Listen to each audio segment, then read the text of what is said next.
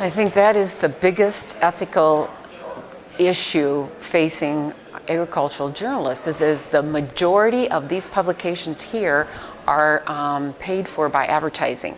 Now there are some who will say that they have subscriptions, but that has diminished. I think at the most one has maybe 30% of their circulation is paid. So most of us are on a qualified basis. Qualified farmers receive our magazines free, and then the advertisers have a really targeted market. So the hardest thing is we're coming up with like resistance issues, weed resistance, other things, and then you have advertisers who are selling products that these weeds are becoming resistant to. And it's a very touchy deal. And we've had magazines in our fold or our family of publications lose major advertisers for like a year. They just pull out. They do not want a story written on that, and they're mad about it, and they're not going to do it. And I know that probably everybody out there has had that happen, and it often gets threatened. And then the other thing now, because it's just very competitive, we get a lot of pressure from our sales force. Oh, do you really have to write about that? Or, it's a dicey deal. And then the other thing is, because our industry has contracted, there are fewer and fewer advertisers, so they become more and more important. And then the other thing we're seeing, it seems like the sales departments in our magazines are getting more and more powerful. In editorial, they just aren't moving up the ladder, the corporate ladder in the sales department.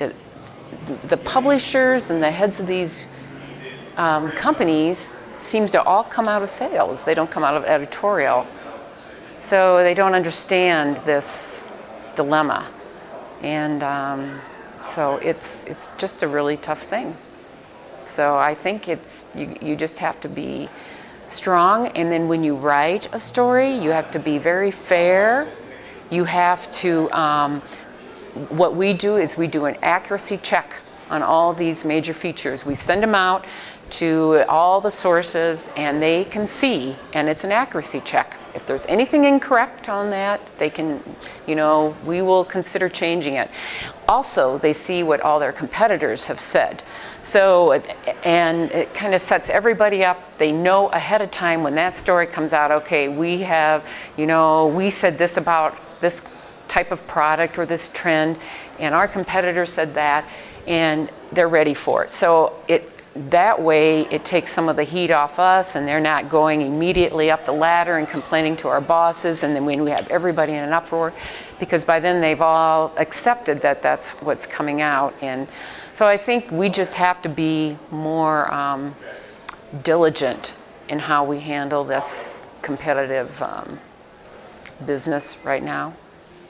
And we do have a lot of stories where we will look at one type of product and then cover a lot of the competitors. And we work with that quite a bit. So that's kind of been our way to handle it.